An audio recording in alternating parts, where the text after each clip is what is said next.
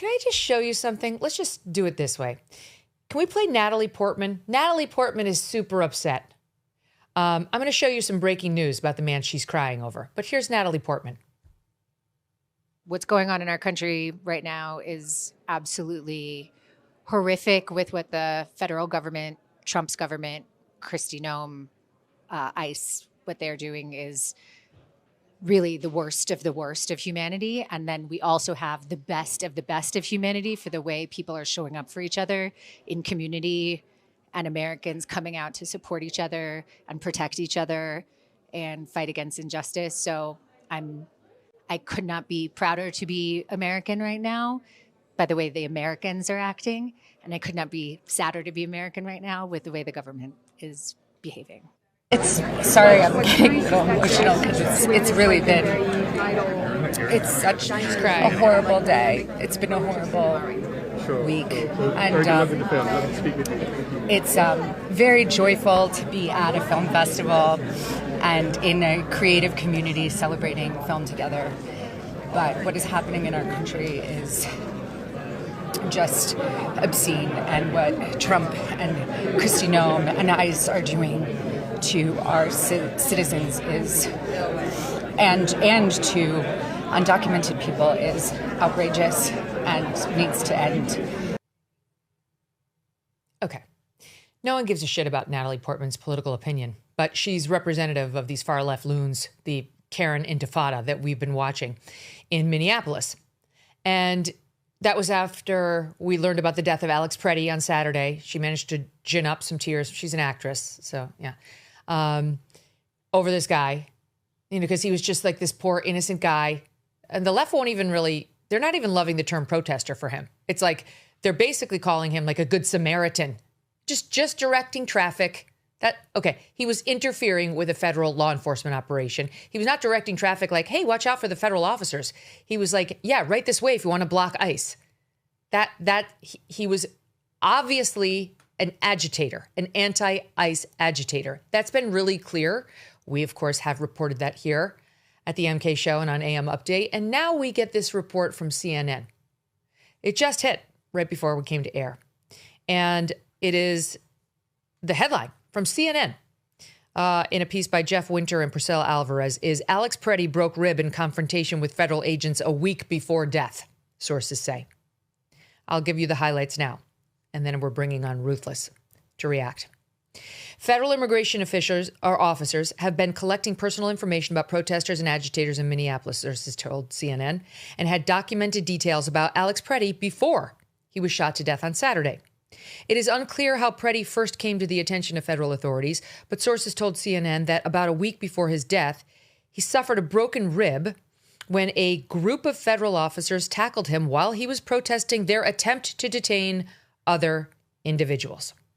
The earlier incident started when Pretti stopped his car after observing ICE agents chasing what he described as a family on foot and began shouting and blowing his whistle, according to a source who asked not to be named out of fear of retribution. Pretti later told the source that 5 agents tackled him and one leaned on his back, an encounter that left him with a broken rib. The agents quickly released him at the scene. That day, he thought he was going to die, said the source. Pretti was later given medication consistent with treating a broken rib, according to the records reviewed by CNN. So they have confirmed that he was in some sort of an altercation with ICE, leaving him with his broken rib. The form titled Intel Collection Non-Arrests allows agents to fill in personal information of agitators and protesters who they encounter. Pretti's name was known to federal agents. Got it? His name was known to the federal agents. That's how active he had been, according to a source, though it's unclear whether the new intake form was used to share his information. It's also not clear whether the federal agents who encountered him on Saturday recognized him before they confronted him. If they did, it would be highly relevant, of course, but it's not necessary. What this is confirmation that this guy was out there looking for a fight. He had already interfered with ICE conducting its lawful operations out there in trying, as it sounds here, to abduct, to arrest a family that was fleeing, obviously with probable cause to believe that they were illegal. That's fine. That's their job. That's what Barack Obama did too. And he thought it was his business to interfere, to inject himself in that situation, and found himself on the wrong end of ICE operators. And did that give him one modicum of hesitation to do it again? Do you think now, with a broken bone and having been roughed up by officers, as you or I would be if we had done what Alex Pretti had done that first time, he learned anything? Did he understand that when you interfere in a lawful ICE operation or Border Patrol operation, you are placing yourself in physical danger? Broken bones and worse can happen to you. Of course he did. Of course he did. We knew that yesterday. We knew that Sunday. We knew that Saturday. We didn't need this report to confirm it, but it does. It's not going to change a thing about how the far left reacts to this. Maybe they'll count it as another brutalization by the evil ICE. No, that's not what this proves. It proves this guy was an agitator, and he was part of the terror crew that felt they could insert themselves in between a cop and his target, which is putting your life on the line 10 times out of 10. No sane person thinks they can do that without risking their life. No one. Especially not in Minneapolis, where these guys are being terrorized, the ICE agents and the Border Patrol agents. He knew it was assumption of the risk. That's a legal defense when you get charged with, say, negligence not charged, but accused of negligence in a civil tort claim, right? When somebody's trying to seek money from you. Don't come onto my property. It's super icy today. Snow is everywhere. I can't ensure your safety.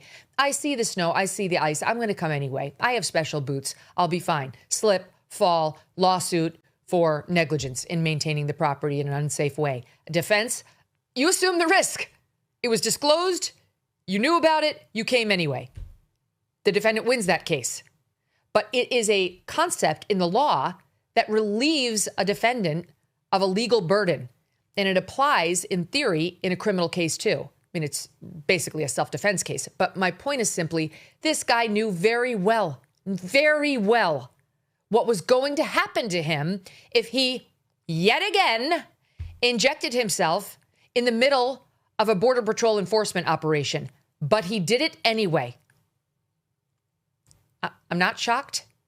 You're not shocked. We don't give a shit what Natalie Portman thinks or doesn't think about this. I'm just showing you her fake fucking tears. I mean, like, where were her tears for Lake and Riley? I don't remember her tearful video over Jocelyn Nangare down in Texas. Did you cry for her? You rich bitch who's protected by guards and fences and multi-million-dollar estates from having to deal with anything like what these Border Patrol agents are going through or these ICE agents are going through in order to protect people who don't have your money and means and resources. Tell it to Jocelyn's mother as you cry while these guys are trying to deport molesters of children. You fucking idiot, know-nothing Hollywood starlet. Honestly, it's infuriating to watch them. It's not just her. Here's Jimmy Kimmel. All right, let's look at Jimmy Kimmel. Every single word I just said about Portman applies to this loser too. Watch.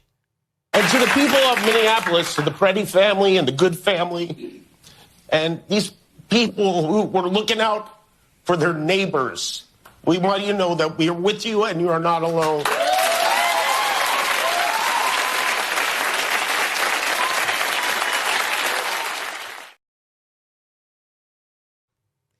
Cried.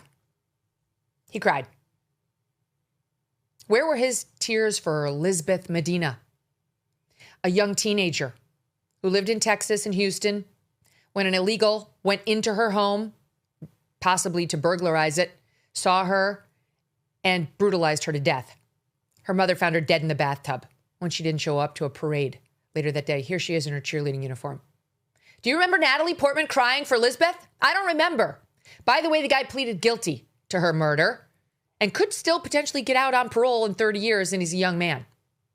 I don't remember Jimmy Kimmel shedding tears over Elizabeth. Jimmy, why don't we care about her? Why do we only care about illegals who are getting arrested by ICE and Border Patrol and the agitators who try to keep them there, who try to keep them free so they can have access to Lisbeth and Jocelyn and Laken. Save your acting for someone who cares. Save your fake tears, which in Jimmy Kimmel's case are always about himself. All he really has to do is gin up the moment when he almost got canceled. Oh my God, he wasn't going to be in front of the Klieg lights again. He was going to be reduced to podcasting. What's it all? And he can cry like that. It's easy for him. It's easy for Natalie Portman, okay? She grew up a child actress. God only knows what that did to her. I mean, seriously, what kind of a sane parent puts their child into child acting in this environment? But that's what was done to her. So maybe it's probably easy for her to gin up the tears too. You would have thought that if it was so easy, she would have spared one for Jocelyn or one for Lisbeth. Just one, just what would that video look like? Do you think you could spare time at the Cannes Film Festival for the young teenage girls murdered in their homes? Or Jocelyn sexually assaulted and thrown over a bridge? Do you have even just like a welling of the eyes for her, Natalie? No. It's all fucking performative. That won't get them likes, you see. They're not going to get snaps at Cannes for that. They're only going to get it for dumping on law enforcement. It could be a cop. It could be a Fed. It could be a National Guardsman. It could be an ICE agent. It could be a Border Patrol agent. They don't care. They don't care. Just try to look like you hate Trump, and it's a win. Okay? That's your main goal as a Hollywood actress. It's disgusting, and now we know. You're shedding tears over a man who knew full well the danger he was assuming when he injected himself into an ICE operation, a Border Patrol operation, with which he had no business, none whatsoever. A new year means new financial goals, like making sure your savings are secure and diversified. Will this be the year you decide to talk to someone from Birch Gold Group? They use an educational approach with a deep understanding of macroeconomics. There are forces pushing the dollar lower and gold higher, which is why they believe every American should own physical gold. So until January 30th, if you're a first-time gold buyer, Birch Gold is offering a rebate of up to $10,000 on qualifying purchases. To claim eligibility and start the process, just text MK to the number 989898. Birch Gold can help you roll an existing IRA or 401k into an IRA in gold, and you are still eligible for a rebate of up to $10,000. Consider making right now your first time to buy gold and take advantage of a rebate up to $10,000 when you buy by January 30th. Text MK to the number 989898. Claim your eligibility today. Again, just text MK to the number 989898.